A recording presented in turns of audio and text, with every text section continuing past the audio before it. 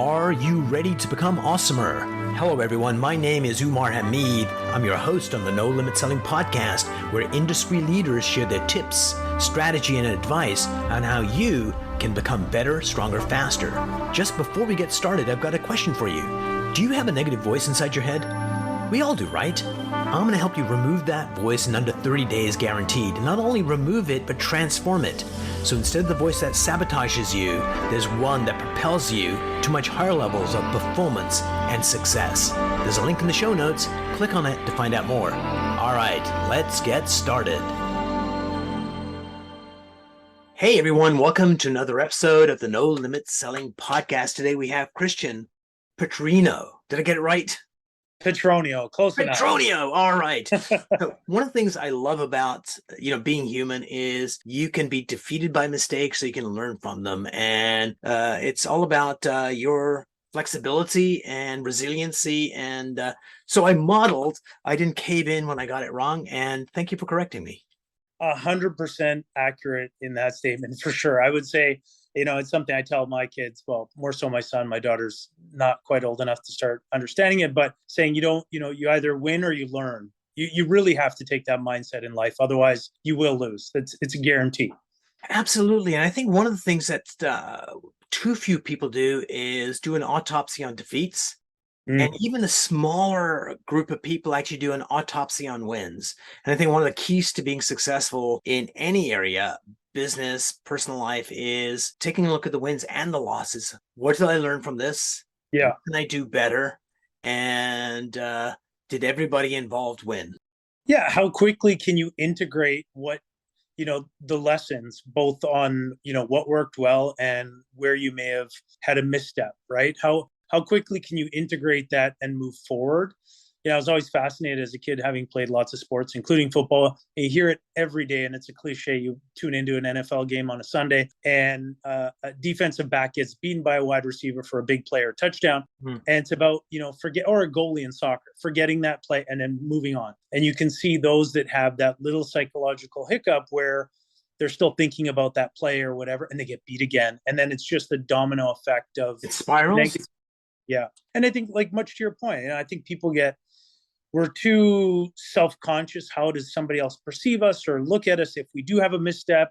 And you get a little bit tight. And the more you focus on that, you're less likely to focus on just moving on, move to the next step. Okay, I learned that. Great. I'm not going to be over-focused on being embarrassed or feeling like I'm whatever and making some kind of judgment. It's just move on and take care of the job at hand. Absolutely. And some of the coaches that are more advanced, they also kind of beat it into their players. You do a great play. Forget about that play. That play does not exist. Do not get caught up in your own fame. It's like, be present for the very next one and act like you've been here. Yeah, absolutely. Yeah. And it's like, because sometimes it's like, hey, I'm pretty awesome. And then you get kind of cocky and that's where you lose. So Christian, you're a business broker in the hospitality space. And of course, one of the things you hear, at least I've heard many times, is like, hey, people got to eat. You have a restaurant, your bar, you're not going to fail. And that is not true. People do have to eat, but not at your place. So what makes this, let's talk about bars for now, because I could use a drink right now. What makes a successful bar, do you think? Before I get into that, I just want to be, for the sake of clarity and regulation. So I personally am not a broker. I do work for a brokerage. I'm a sales representative, so I'm not licensed as a broker per se, but obviously work with what we do. In terms of what makes, are we talking specifically about a bar or hospitality? Let's talk about a bar, because it seems like alcohol is where the money is. It should work, and some places are phenomenally successful, and they don't have to be fancy. It's just like an average local place, and it's just some magic there that works. And then there are other places that spend a lot of money, and it's just looks beautiful, but it's cold. So just kind of your experience. Tell me about some successful bars. When you say the word magic, I think what you hit on exactly sort of what I refer to often as sort of that weird alchemy that takes place to make something special. And it's hard sometimes to really put a finger on it. You know it when you've walked in and you find a great bar. I'm sure you've experienced that. And it is a combination of all those things sort of coming together, I guess, to the right degrees and in the right way. And part of it is the space itself. the location, the neighborhood, the feeling you're already getting before you get there, right? That's already kind of building up and creating a bit of context to that experience. Then the room itself, whether it's by nature, it could be an old sort of part of an older building which has a lot of character. It could be that the design work was such that it imbues that. Then of course it's the service, it's the din of the room, it's what kind of other people is it attracting. And then, I mean, having come from the world of hospitality myself before doing this, and that's why I practice what I do, having been in hospitality for over 20 years, a big part is the service side, is just the kind of people, which is everyone's biggest struggle now, is staff, but the kind of people you have executing this vision and then adding to it. It's that, again, it's sort of that nuanced thing where you create, as an owner, maybe at the place, owner / manager, whatever the case may be, you're kind of putting things in place. You know where the light needs to be at certain hours. Maybe that changes. The kind of music also sort of goes with the flow of the evening. So the more you can sort of key into that, the better you're going to do. It seems like anyone that's a bit more, not to get too hairy-fairy or out there, but the more in touch with yourself that you are and what you want and how to execute that, it's going to come out. The more prefab and I don't know, overthought kind of concept will come off as artificial, a little bit authentic, right? Yeah. So it's interesting you said that, the more in touch you are with, and I thought you were going to say your customers, but I'm glad you said with yourself, because I think that's where the magic is when you are authentic, there's an attractiveness about that, no matter how gorgeous you look or not. But yeah, it creates kind of like a safe space when the person who they're pretending to be and who they actually are is the same thing. In Italy, there's something, people go to Italy and they talk about the fashion, how well everybody's dressed and old and young and alike. And there's a term for it, it's called sprezzatura. Sprezzatura just has, I'm probably going to get an official definition wrong. It's some variation of just the natural ability to carry what you're wearing. Like, people don't overthink necessarily what they're wearing. They kind of understand, and it's kind of passed on in a way. People know what materials to wear, what time of year, how to layer. It's kind of passed on and taught to you, but it's such a natural, effortless thing. And I think that comes from a knowledge and acceptance of sort of who you are at that moment. And like you said, that comes out. We didn't even speak to it, but obviously quality of ingredients and quality of what you're serving. But you can see oftentimes that almost falls much further down the list of things than when you're sitting there working on a business plan and saying, what am I going to do? Make sure I have this and that. And then, as is often the case, people go somewhere. They remember who they were with, what joke was said, or what game they were watching, or whatever else, before they remember what beer they had or what dish they had. It's really more about what was going on that night, that evening, that experience. Just going back to your comment about, the Italians, how they, feel comfortable with what they're wearing. I was watching this TV show called Queen of the South. Have you ever seen it? No. So there's this like drug queen who's like, just powerful, gets people killed half the time. And she's got this person she's mentoring. And she says to the mentee, is like, are you going to let that dress wear you? Or are you going to wear that dress? Because it was like a super fancy dress and she felt intimidated. And so, if you can be who you are and you've got this place for people to come, talk to me about staff. How do you train your staff? Because there's probably places where the attitude of the staff doesn't mean they're impolite, but the vibe you get from the owner and the vibe you get from the staff are two different things, that it kind of breaks the spell. So how do you advise your clients to, create that seamless experience where the staff is trained so well that it's the spirit of what's going on? No alcohol joke there, by the way. Right. I mean, we don't get overly involved in the operational. That being said, because I do come from that side, and I've had my own place as well, and I always like to say I've done every part of the business, and from back of house to front of house, largely front of house. But it's the odd time someone might ask me. My philosophy, and always has been, is creating a culture. Now, part of that is going to be the operational sort of granular stuff. So creating SOPs, I think, is always very valuable. And it really is going to conform to, again, if we're just talking about bars, but even there's going to be a variation of how you want it to run. It's in large part could be directed by your vision. A bar tends to be a generally looser kind of atmosphere. So, it's, I think, more, again, that granular side that comes to how do I keep things so we're not losing money? Things are kept clean and in a tidy fashion. and, scheduling and all that kind of stuff is taken care of.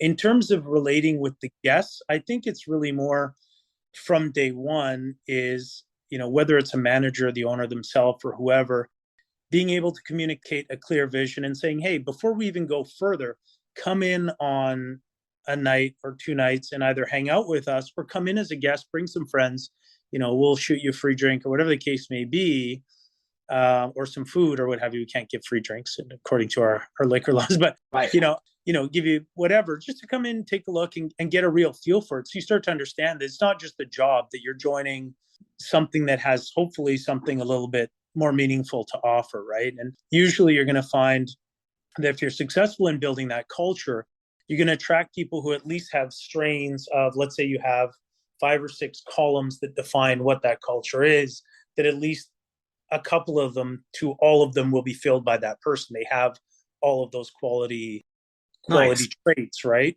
And I've often said, if you're successful at that, what I think helps, and I can see, I know when I ran my own business, we had extremely low turnover in staffing, and we had extremely happy customers who always, I get text messages from the few that had my number saying, I love your staff's amazing.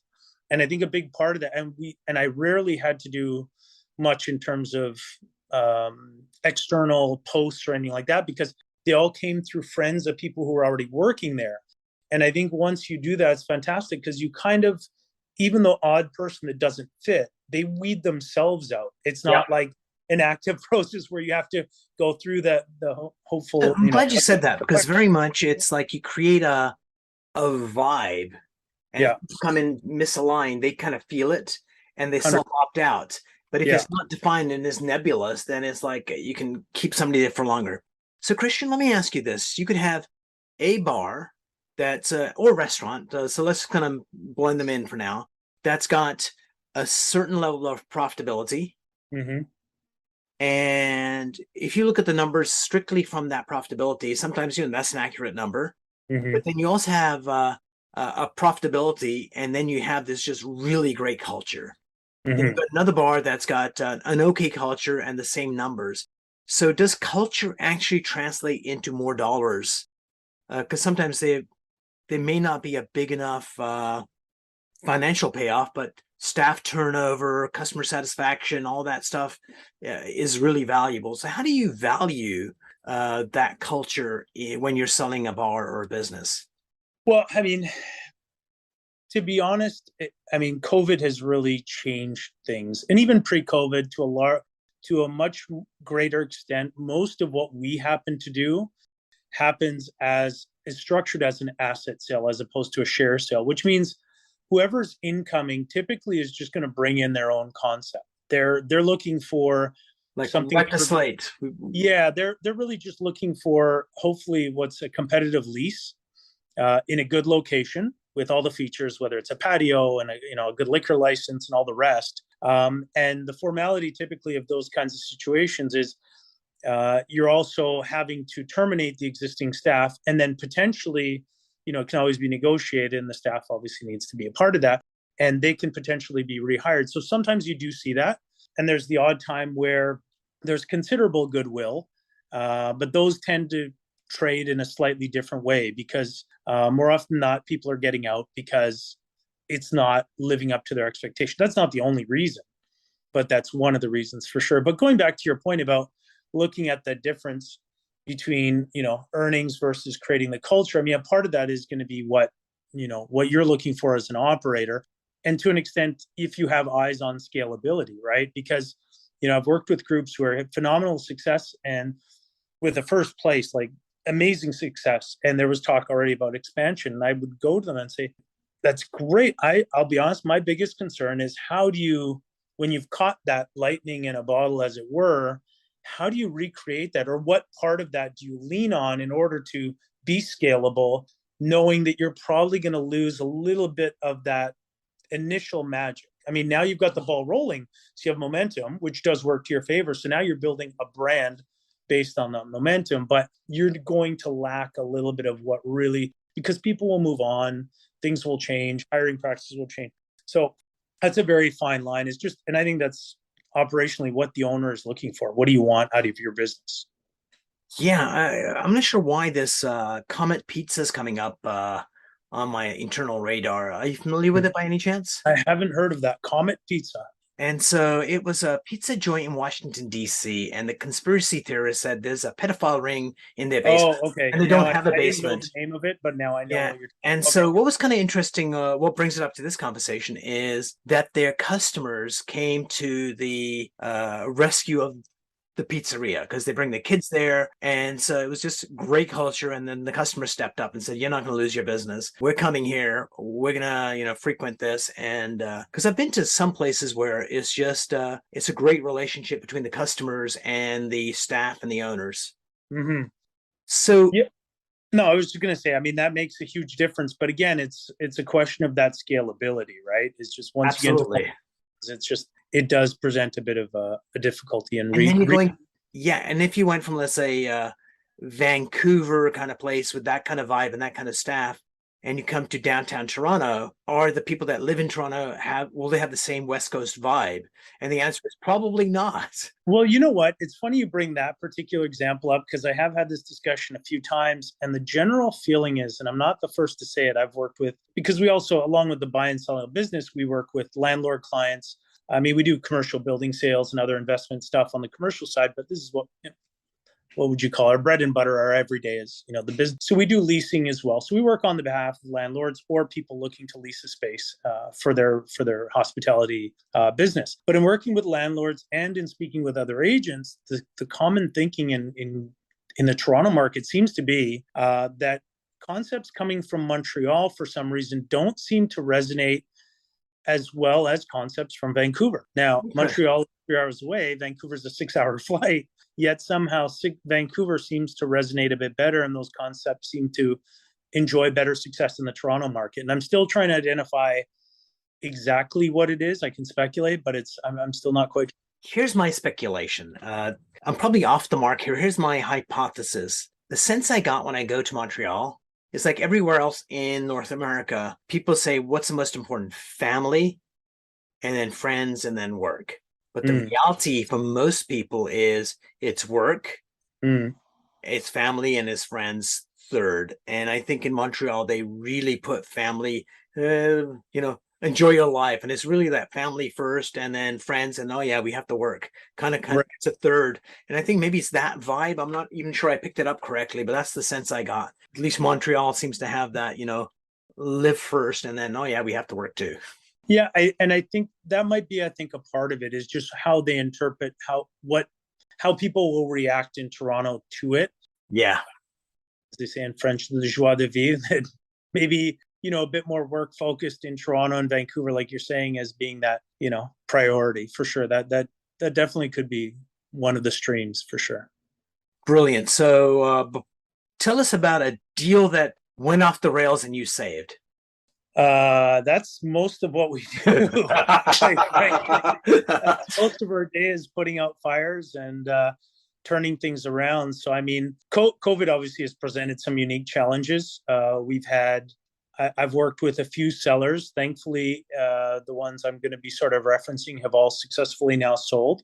And a few of them actually, surprisingly, pretty much close to, if not right at their asking, Nice. despite having previously turned down offers. So and I had this conversation about half hour before I got on with you, with somebody who just received an offer saying, it's going to sound very counterintuitive, but what we often find, and I'm circling back to your original question, so don't worry, is that your first offer is generally, I would say, over 90% of the time, your best offer.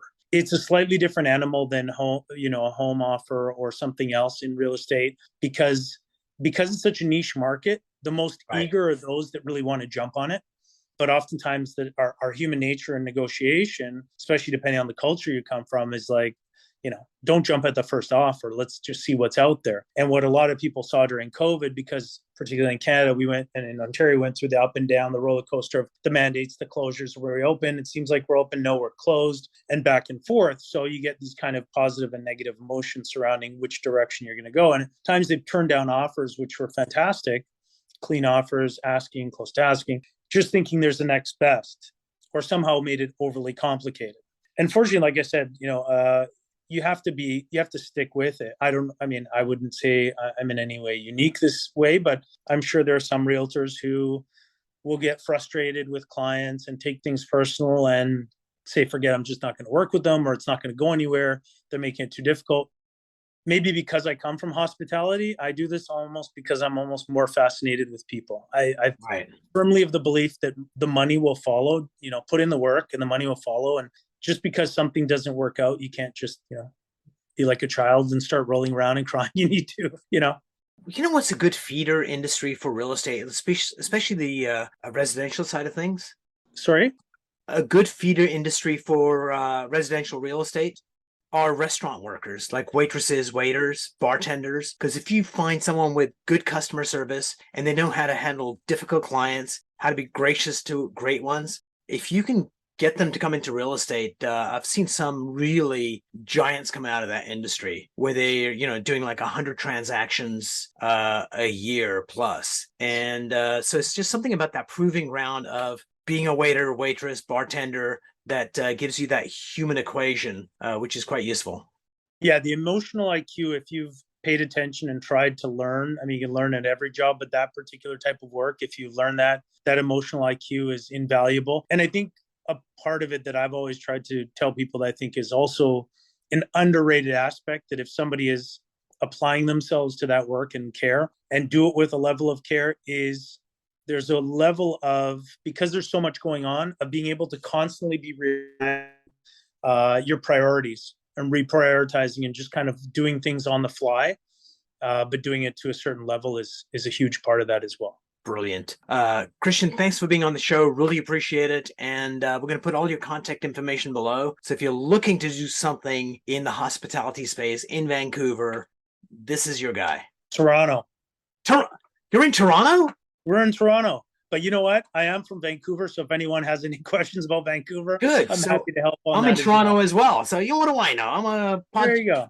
Whereabouts in Toronto? So I live in Burlington, but I'm downtown most days. But even this week, I was downtown Toronto today. I'm in Pickering tomorrow, Guelph on Wednesday. So you never know. Superb. Thanks for being on the show. Thanks, Umar. I really appreciate it. Have a good day. If you enjoyed this episode, please go to iTunes and leave a 5-star rating. And if you're looking for more tools, go to my website at nolimitselling.com. I've got a free mind training course there that's going to teach you some insights from the world of neuro-linguistic programming, and that is the fastest way to get better results.